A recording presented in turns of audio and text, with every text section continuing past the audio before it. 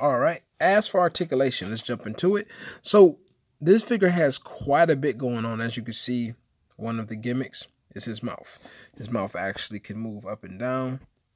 So that's nice. That's a really, really nice touch there. Because it's so nicely flush that it doesn't look bad at all. So you're getting that.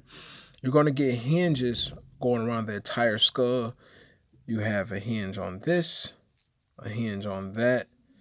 This one has a actual peg slash hinge, so this one get the most articulation is the back piece. This is on the hinge, this is on the hinge. Honestly, I really wish they took the NECA route and made all of this soft rubber.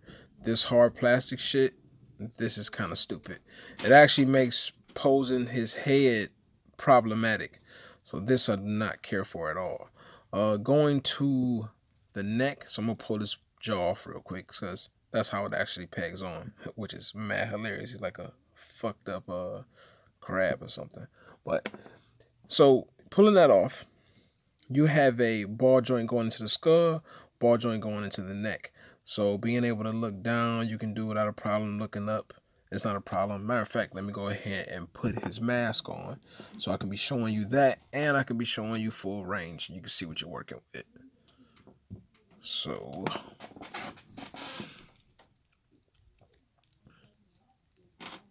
take that off first, which looks hilarious, and then just go ahead and peg that in like so.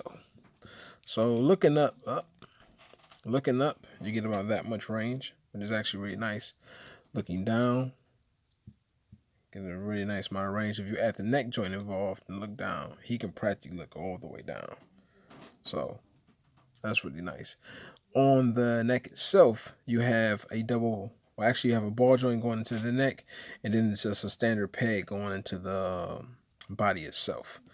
Going to the arms, this is where that sculptor kind of did that same element that he did on NZ figure.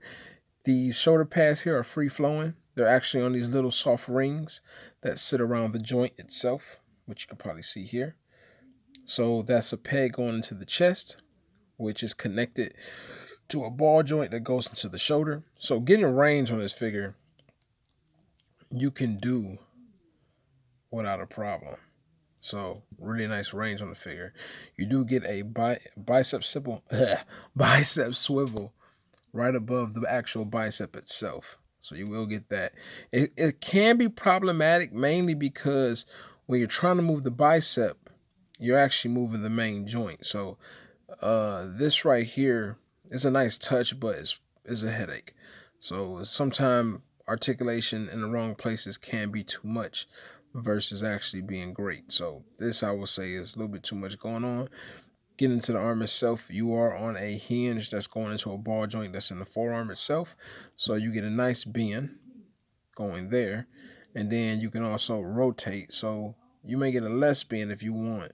Kind of like how on this arm, you have the blades over here. So if you bend it where that's aiming outwards versus down, your bend is pretty weak. Soon as you rotate it, you get a huge difference in the bend. Now, the hands itself is on a peg, which is also on a peg, which is attached to a hinge. So pretty much, as for articulation going here, it's really hindered. May get a little bit if you pull the peg out quite a bit. Now, on this arm, because the forearm guard is not as long as this one, or this just as probably have a better socket than this one does. This one is kind of a little bit too free flowing. So in my opinion, in some cases, this can be a pain in the ass. But you got that going on. Going to his waist, he has huge articulation. So you have a joint up here, which on its own, maybe I have to heat up mine, but it didn't really do too much right in the solar plex area.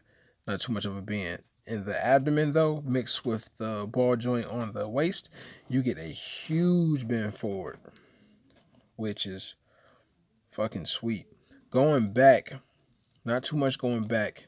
If anything, his waist part probably moved the most. That's pretty nice. I didn't even notice that. It's like a floating piece. So that's pretty cool.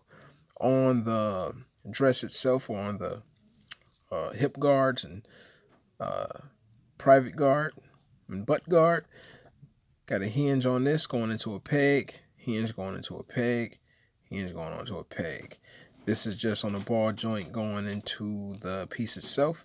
And then I believe that's a peg, or that's just a real strong ball joint going into the stomach. So this can move around. When you're moving the legs around, it doesn't hinder it being in the way. So that's nice. The sword itself is on a ball joint, so you can move that around. You have ball joint legs, get about that far out, that far forward. Pretty much no real distance going back. You get some swivel going on with the little bit of space you do got going on there. Your knee, nice little bend there. This actually has a hinge on it. Mine may be a little bit stiff because I know on this one it moves a slightly more, but not by much. Or that could just be like a soft piece of plastic that kind of holds it. I know that it's pegged on both sides. That's how it's holding the actual piece of the guard on. But you get a little bit of movement there. Same thing applies over here. See how this one has a further reach. So I'm guessing this one just probably stiff, probably due to the paint. Getting down to the foot, get about that far up, that far down, and you also get a toe joint. And then when you pivot, not too much. But overall, it's nice. I will say this is probably the most posable Figma I actually seen, because if we look down, so I'm going to go ahead and change my camera angle. You can hit, as people always try to test the whole, I guess, Iron Man pose, as they would say. You can do that. So getting him to get as low as possible, it definitely can be done, which I think is great. So posability on this figure is pretty dope. Sometimes I just feel like when some figures have a little bit too much articulation going on, they have a tendency to just be overwhelming, and things can get in the way of other things. So that part can definitely be problematic. But overall, like I said, this is pretty well done. For it to be much as it is, though, being at 140, the height on this is pretty weak. They can definitely do better, or should have done better rather, where there's no reason why a NECA figure that costs 30 towers this figure so much. And then NECA figures, dealing with their detail and even articulation, they're not bad. I mean, they may not have a abdomen joint like this has, or I won't even say detail, because the detail on a NECA is just as good as sometimes dealing with some of their Predator lines. So I would say this, in my opinion, if you just like this particular design, then you can go for it, or you just like the posability on it, you can go for it. But in reality, in my personal opinion, if I wasn't the one having this already on pre-order and had it in my possession, I personally probably would have skipped it, mainly just because it's not that mind-blowing enough to me that meets the cost of that. It looked dope in photographs, but getting in the hand, I wasn't really blown away with the quality in some cases. But overall, though, it's a nice figure. I just don't think it reaches the $140 marker. Because you think about Zelda figure, the deluxe one was also way cheaper than this, and the deluxe one came with way more than this, and it had just as great as a posability as any other figure. So when you see stuff like this where they're charging this much more, you kind of got to wonder, is you paying mainly for the license name? And that's probably the case.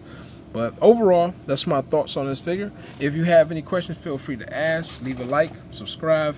Hopefully I should do some more. I haven't been doing reviews because I've been thinking about actually stopping, so I just don't know. I've been having people telling me not to, so I don't know. I'm on the fence about it. But take care. Y'all continue to collect.